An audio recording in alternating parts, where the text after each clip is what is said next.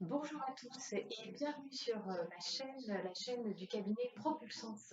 Alors, pour ceux qui ne me connaissent pas encore, eh bien, je suis Hortense Despomard, coach professionnel certifié et spécialisée en gestion de carrière et également en gestion du stress et des émotions. Alors, justement, aujourd'hui, nous allons parler bien, de nos émotions et nous allons essayer de comprendre le langage de nos émotions pour réussir ensuite à mieux nous adapter et mieux réagir en fonction des situations que l'on rencontre et qui génèrent en nous des émotions plus ou moins fortes.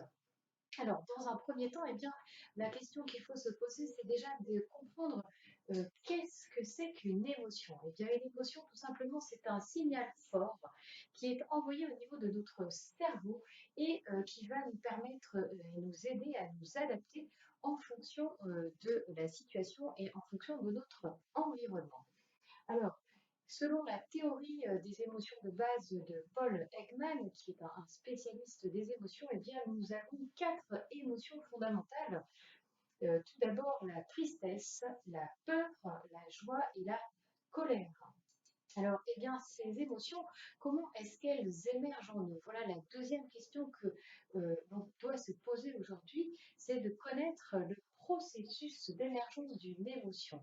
Il faut savoir qu'une émotion, elle part tout d'abord d'un stimuli extérieur, soit quelque chose que l'on voit, que l'on goûte, que l'on touche, que l'on perçoit, donc un stimuli extérieur qui va créer un processus à l'intérieur de notre cerveau et qui va nous permettre de réagir en fonction de l'émotion qui sera ressentie.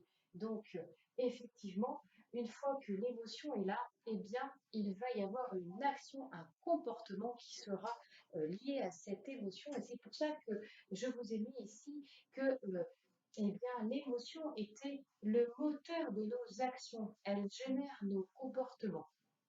Alors, quelles sont les différentes phases, les différents cycles d'émergence d'une émotion? Il y a quatre phases d'émergence de l'émotion. Tout d'abord, le ressenti lié à l'émotion. Ensuite, la tension liée au ressenti de l'émotion. Ensuite, la décharge de l'émotion dans le corps entier. Et enfin, la détente et le soulagement liés à la décharge de l'émotion. Voilà, il y a donc ces quatre étapes.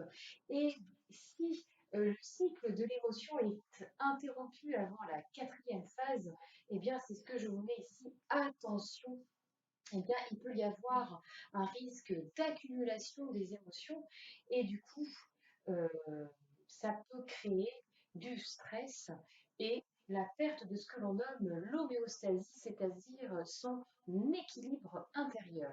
Donc, notamment dans le domaine professionnel, soyez vigilants à ça, parce que si vous accumulez euh, différentes émotions, notamment négatives, et que vous n'arrivez pas à la phase de la détente et du soulagement, ça peut vous générer des épuisements professionnels, ce qu'on appelle le burn-out, notamment.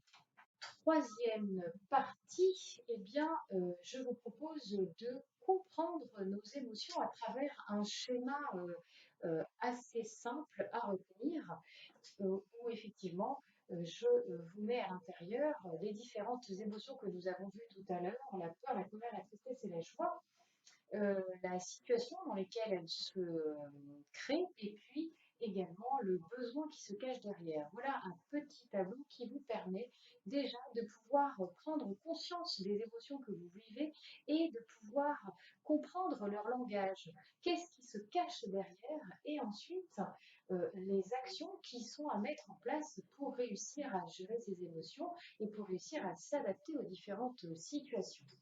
Alors, par exemple, pour la peur, l'émotion de peur va souvent être en lien avec une situation de danger ou d'inconnu. Et que veut dire cette peur? Bien souvent, elle est liée à un besoin de protection et donc je dois pouvoir mettre en place euh, une action en lien pour répondre à mon besoin de protection si c'est le cas. Pour la colère, Elle est souvent vécue dans une situation d'injustice ou face à un obstacle difficile à franchir et donc elle répond souvent à un besoin de changement. Pour la tristesse, elle se rencontre souvent dans les situations de perte, de deuil, de mort, d'accident, etc. Et elle répond souvent à un besoin de réconfort. Pour la joie, eh bien, elle est rencontrée souvent, bien sûr, dans des situations de réussite, de bien-être, tout ce qui correspond à un sentiment de bonheur. Eh bien, ça correspond à un besoin de pérennisation. On souhaite effectivement que cette émotion de joie puisse perdurer dans le temps.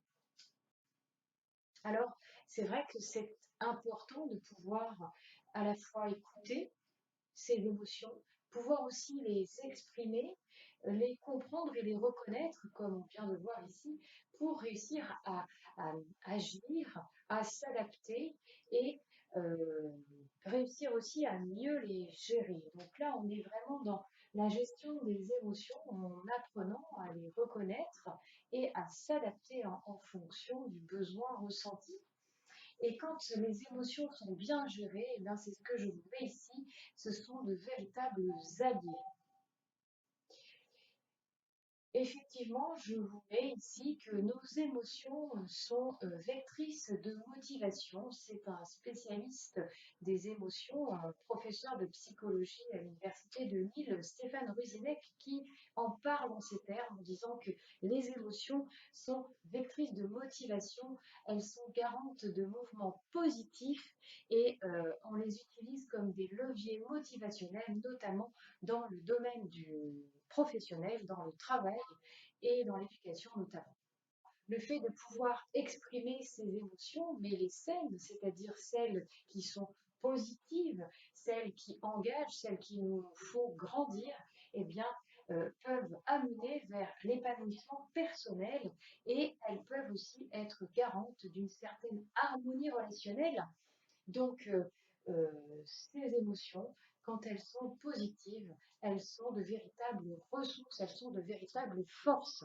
Voilà, alors c'est vrai que dans une situation comme celle que l'on vit aujourd'hui, de crise sanitaire, eh bien, je vous souhaite de pouvoir apprendre à écouter vos émotions, à les exprimer pour réussir à les comprendre et à mieux les gérer, et puis pouvoir vous adapter au mieux face à des situations parfois compliquées comme on peut vivre aujourd'hui.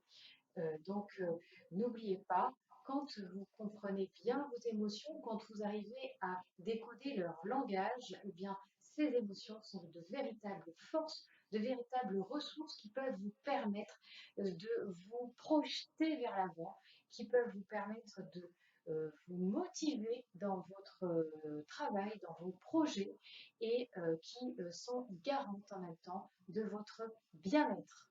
Voilà, j'espère que cette vidéo vous aura servi. Et puis, je vous souhaite à tous une bonne continuation. Et surtout, prenez soin de vous. Vous pouvez également me suivre sur les réseaux sociaux, Facebook et LinkedIn. Et je vous dis à très bientôt. Au revoir.